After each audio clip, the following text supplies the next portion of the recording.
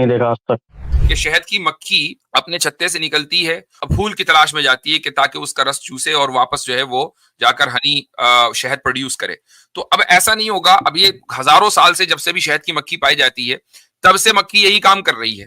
یہ نہیں ہوا کہ بھائی مکھیوں میں اتنی زیادہ، حالانکہ انٹیلیجنس بہت زیادہ ہے ان میں کہ باقاعدہ ان کے یہاں پورا ایک نظام ہے، ہائرارکی ہے، لیکن اس کے باوجود یہ نہیں ہوا کہ بھائی مکھیوں نے کوئی میٹنگ ویٹنگ کر کے یہ کیا ہو یار اتنا تھک جاتے ہیں وہاں سے اڑتے اڑتے، کوئی ایسی مشین ایجاد کرنی چاہیے کہ اے آئی کچھ لے کر آئے کہ یہ رس خود بخود آ جائے اور اس طریقے سے ہنی بنتا رہے. تو ایسا نہیں ہوا. جو مکھی آج سے 10,000 20,000 سال پہلے جب بھی ہوگی جو کام کر رہی تھی آج بھی وہی کام کر رہی ہے. تو اس کا مطلب یہ ہوا کہ اس کی فطرت میں ہے اور اس فطرت سے سر منہ انحراف نہیں. السلام علیکم گائز، آپ کا سواگت ہے میرے یوٹیوب چینل پر. گائز آج کی ویڈیو جس پر ریاکشن دوں گی اس کا ٹائٹل ہے کیا جانور بھی نماز پڑھتے ہیں. ایک ہندو شخص نے ڈاکٹر مفتی یاسر الواجدی صاحب سے پوچھا کہ کیا جانور بھی نماز پڑھتے ہیں. تو آئیے سنتے ہیں اس میں کہ ڈاکٹر مفتی یاسر الواجدی صاحب نے کیا جواب دیا ہے. ویڈیو کی طرف جانے سے پہلے میری ایک چھوٹی سی ریکویسٹ ہے، پلیز چینل کو لائک شیئر سبسکرائب سپورٹ ضرور کریے گا، بہت مہربانی ہوگی. چلیے ویڈیو کی طرف چلتے ہیں. صاحب ہیں یہ کیا نام ان کا، مسٹر ایکس. جی بھائی مسٹر ایکس صاحب. السلام مفتی صاحب. وعلیکم السلام ورحمۃ اللہ. یہ لاسٹ ٹائم میں نے آپ کی اسکرین دیکھی اور آپ کا جو صبر کا لیول دیکھا، اس کے بعد تو مطلب اب چاہے ہماری آئیڈیالوجی جو بھی ہو، لیکن میں نے ایک چیز سیکھی ہے کہ اگر آپ غلط دیکھیں تو غلط کو غلط کہیں اور صحیح دیکھیں تو اس کی تعریف بھی کریں.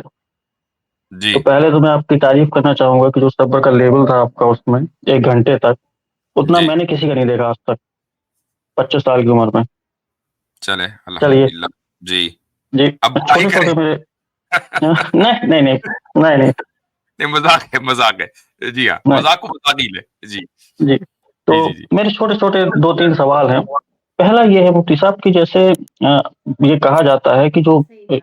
انسان کے علاوہ باقی مخلوقات ہیں وہ سبمٹ کر چکی ہیں ول اپنی گاڈ کو، کیا یہ صحیح ہے؟ سبمٹ کر چکی ہیں اپنی ول گاڈ کو. جی مطلب وہ جیسے انسان ہے اسلام کو فالو کرتا ہے تو اسے کہا جاتا ہے کہ submitting to will to God, کہ جب وہ ہوں کرے گا تب اسلام کو فالو کر رہا ہے. لیکن جو باقی جتنی بنائی ہیں مخلوق ہے وہ ول اپنی سبمٹ کر چکی ہے خدا کو. نہیں تو اس تعلق سے ایک آیت ملتی ہے، وَإِن مِّن شَيْءٍ إِلَّا يُسَبِّحُ بِحَمْدِهِ وَلَٰكِن لَّا تَفْقَهُونَ تَسْبِيحَهُمْ. سورہ نور کی آیت ہے کہ ہر چیز جو اللہ تعالیٰ نے جس کی جتنی بھی چیزیں اللہ تعالیٰ نے تخلیق کی ہیں، ساری کی ساری کائنات، یہ اللہ کو کی گلوریفائی کرتی ہے، یعنی اس کی تسبیح بیان کرتی ہے، اگرچہ تم ان کی تسبیح کو سمجھتے نہیں ہو. تو اس کا مطلب یہ ہے کہ، اور یہ تسبیح کا مطلب یہ نہیں کہ جس طریقے سے ہم سبحان اللہ کہتے ہیں یا الحمدللہ کہتے ہیں نماز پڑھتے ہیں یہ اس طریقے سے پڑھ رہے ہیں. اگر یہ کرتے تو ہم اس کو سمجھ لیتے. اللہ تعالیٰ تو خود ہی کہہ رہا ہے کہ وَلَٰكِن لَّا تَفْقَهُونَ تَسْبِيحَهُمْ، تم ان کو سمجھ نہیں سکتے.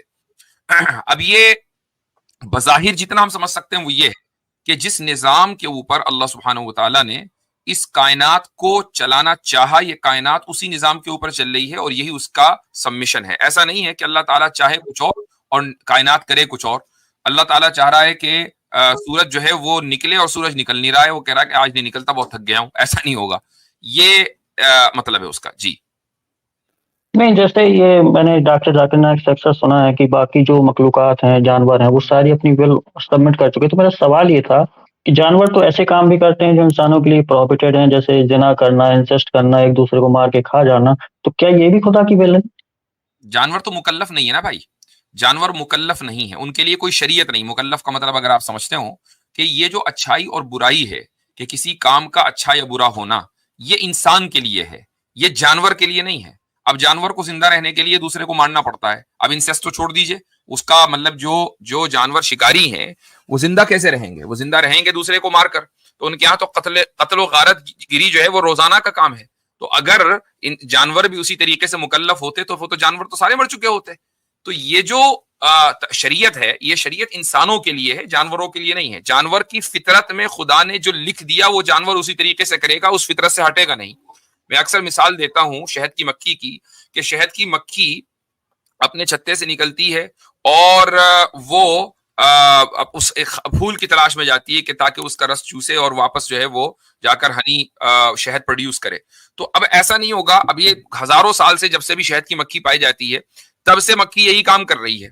یہ نہیں ہوا کہ بھائی مکھیوں میں اتنی زیادہ، حالانکہ انٹیلیجنس بہت زیادہ ہے ان میں کہ باقاعدہ ان کے یہاں پورا ایک نظام ہے، ہائرارکی ہے، لیکن اس کے باوجود یہ نہیں ہوا کہ بھائی مکھیوں نے کوئی میٹنگ ویٹنگ کر کے یہ کیا ہو یار اتنا تھک جاتے ہیں وہاں سے اڑتے اڑتے، کوئی ایسی مشین ایجاد کرنی چاہیے کہ اے آئی کچھ لے کر آئے کہ یہ رس خود بخود آ جائے اور اس طریقے سے ہنی بنتا رہے. تو ایسا نہیں ہوا.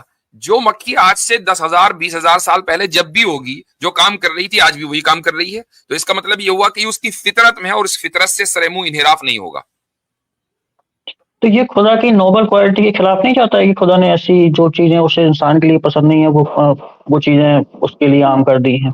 مفتی صاحب اس میں ایک پوائنٹ بولنا چاہ رہا ہوں کہ جی. یہ جو آپ کا سوال ہے نا مسٹر ایک صاحب، وہ ہدایت اور گمراہی کو لے کر کے ہے نا، کہ تو جانوروں کے ساتھ جو ہے نا وہ ہدایت اور گمراہی کا وہ معاملہ نہیں ہے جو انسانوں کے ساتھ ہے. تو یہ سب سے پہلے آپ سمجھیں کہ آپ جو کنڈیشنز کے آگے جو سوال کر رہے ہیں وہ کنڈیشنز اینیمل یا انسان کے علاوہ جو دوسرے مخلوقات اس دنیا میں ہیں جنوں کے علاوہ، ٹھیک ہے، ان کے ساتھ وہ کنڈیشن اپلیکیبل ہی نہیں ہے. تو جب وہ کنڈیشن ہدایت یا گمراہی والی ان کے اوپر اپلیکیبل نہیں ہے تو آپ کا یہ سوال بھی ریلیونٹ ہے.